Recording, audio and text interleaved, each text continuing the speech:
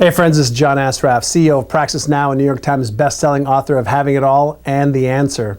And in the last video, we talked about the need and how to generate more qualified leads for your business. Whether you're a chiropractor, an engineer, an artist, or a lawyer, it makes no difference. Every single business needs to generate leads.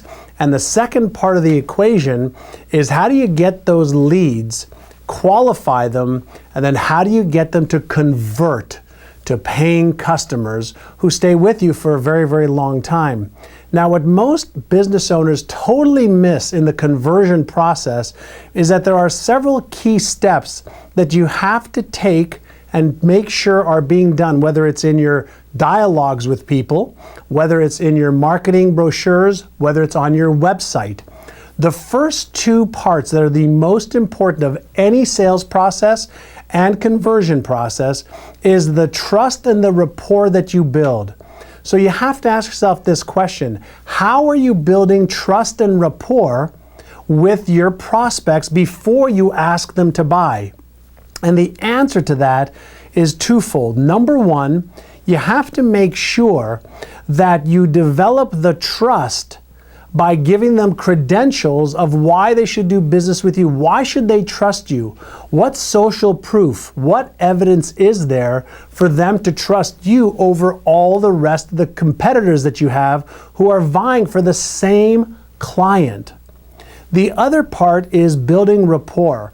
And the question is, how do you build rapport with somebody that may be on your website or somebody that's reading a brochure that is not dealing with you directly or your sales team or somebody else in your company? And the answer is by understanding the neuroscience of behavior. And the neuroscience of behavior is showing us that you have to appeal to people's reptilian brain first. Now you might be thinking, what in the world is the reptilian brain? Well, the reptilian brain is the 500-year-old part of our brain that's being developed for the last 400 to 500 million years. And it is gathering information through our senses, whether it's our visual senses, our auditory senses, whether we're listening to somebody or watching somebody on a video or reading about something.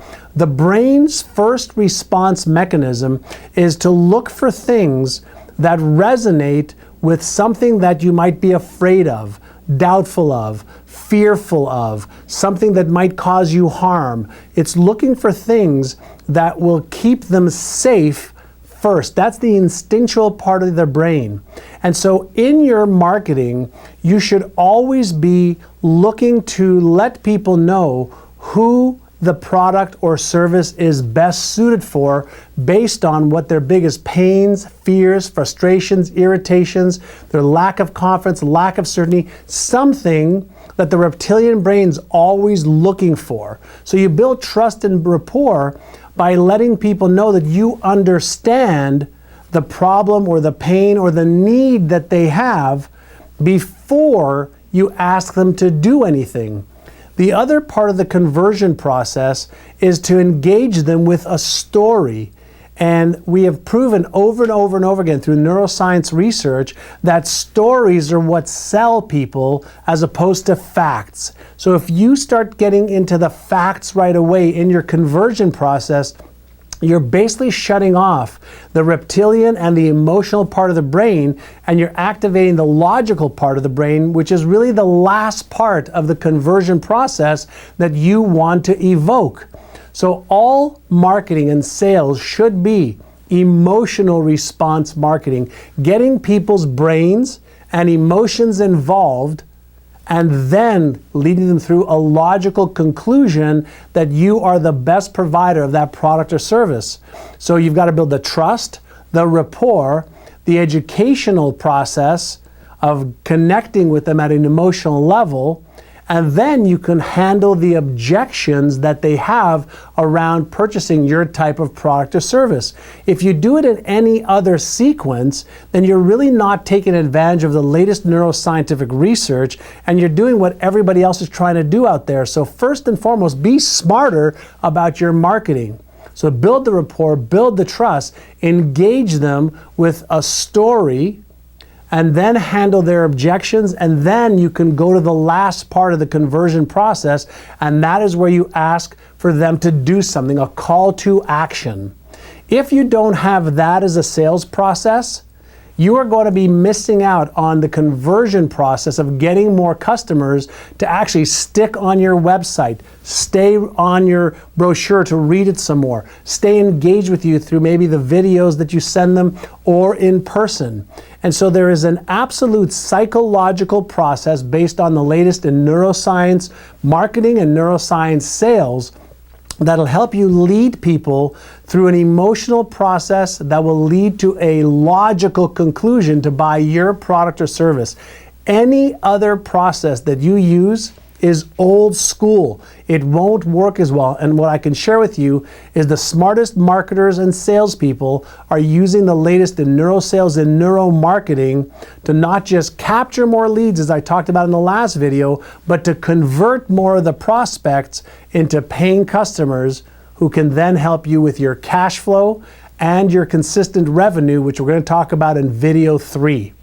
If you liked what I just suggested, what I'd like to do is invite you to take a look below at the link, and I'd like you to consider us and our Cloning of Business Success event that's coming up.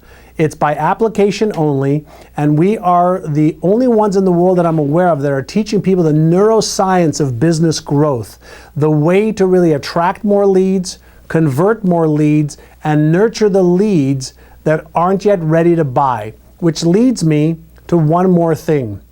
3% of the people coming to your website, or 3% that you interact with, are usually ready to buy what you have if they're qualified ahead of time. So 3% are in the I'm ready now modality. 17% of the people are somewhere in the information gathering stage, and they're not yet ready to make a decision. So if you ask them to make a decision to buy prematurely, you're going to actually repel them and get them out of doing business with you.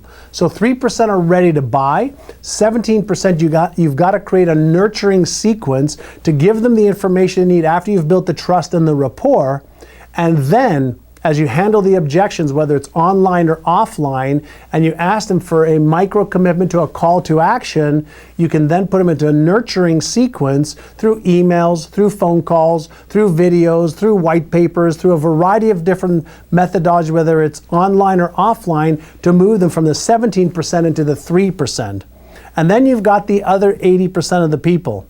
The other 80% of the people are just tire kickers. They're really not interested in buying your product or service right now. So what you want to do is give them all the same information, but don't be as hard on them to make a decision right now. Be gentle and lead them through a process to develop the brand awareness, to develop a need for what you have, to refer people to you, and to possibly buy from you somewhere later on in their sales process or buyer's cycle.